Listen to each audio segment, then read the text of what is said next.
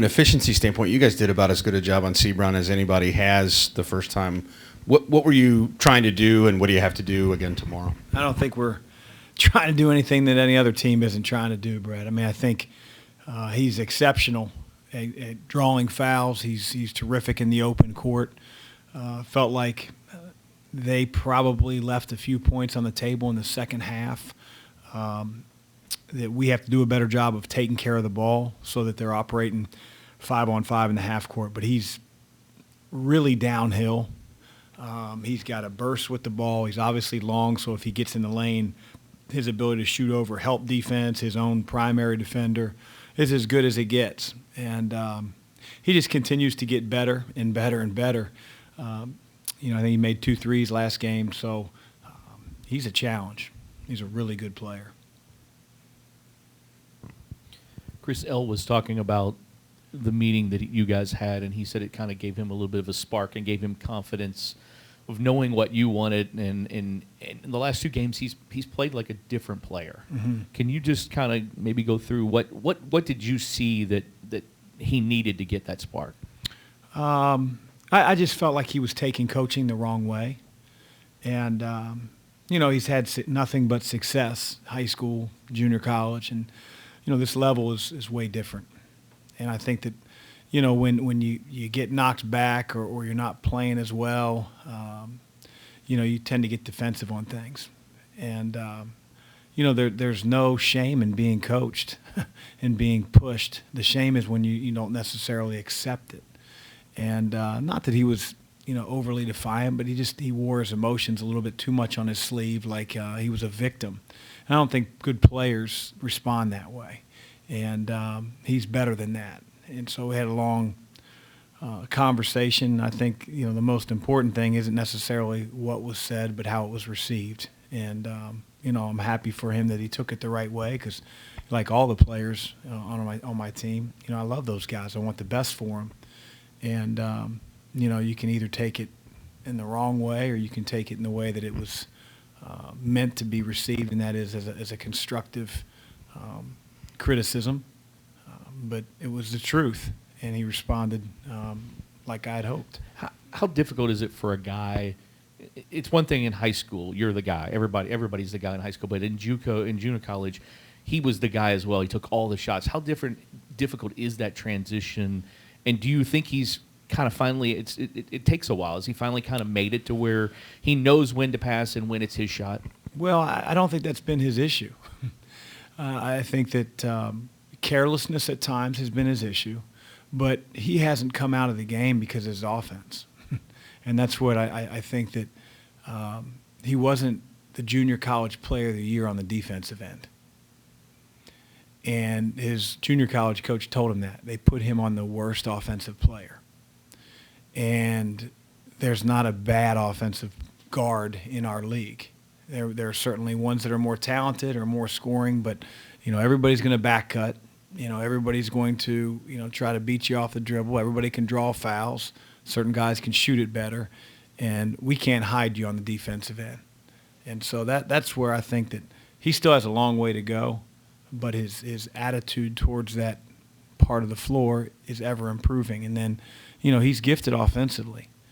But again, he can't have a positive and a negative, a positive and a negative. And I think if his attitude is in the right spirit, then he'll do better than most. Chris, you said he was receptive during that. Could you tell during the conversation that he was receptive to the coaching, or was it in practice, or was it on game day? Like, when did you kind of walk away and said, yep, he got it? I think that's still to be determined.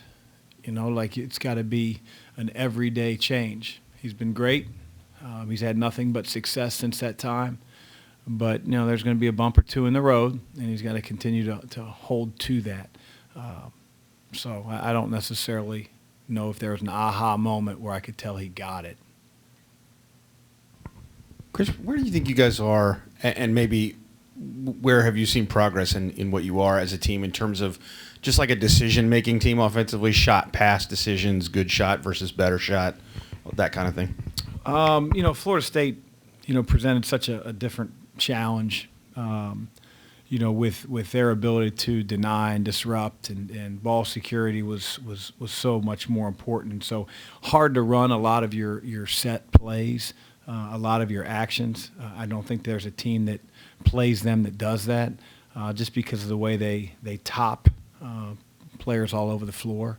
So, our guys, for the most part, made some really good individual plays. They got in the lane, didn't do it often enough. And then I'd say the last 4 or 5 minutes of the game, we actually did a really good job of generating some looks. And, sometimes they don't go in. But got to play that way for 40 minutes.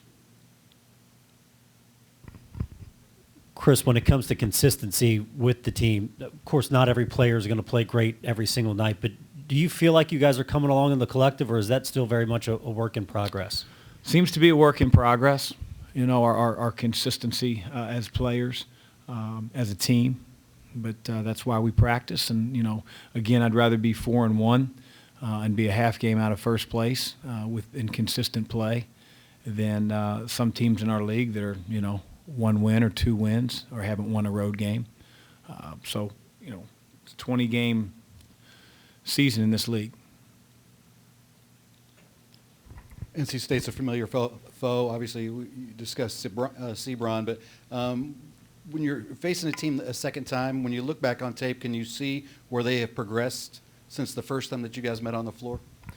Well, I mean, they were missing one of their stars at the time. He doesn't start anymore. They brought another guy off the bench. 2 guys that have basically been starters for him here the last couple games did not start for him and sort of have different roles. But they play the same way. They play on the defensive end, very disruptive. On the offensive end, they look to get out in transition. They have a lot of players that are really good with the ball. And they use their 5-man to sort of free those guys up. And so our ability to contain the basketball and keep it on the perimeter, to force them into challenge shots is the challenge that our team faces tomorrow night. They've got some really talented perimeter players. Chris, you pretty pointedly said at one point, there are some guys on your team who should not be shooting the ball in transition, for example, in threes. Has some of that, your percentage has gone up some in conference play. Do you feel like you're getting more of the right shots from the right people? I think so. I think we're getting better with our purpose on offense. I think we're getting to the free throw line a lot longer. There are still possessions that we have to figure out how to play longer into the shot clock and produce a better shot. And that can be a frustration at times, but again, I don't think it's an unwillingness. I think it's experience and learning to play together and being patient. But yeah, I mean, there's no doubt we are taking better shots 13 games into the season than we were 1 or 2 games into the season. Anything else? Thanks. Thank you.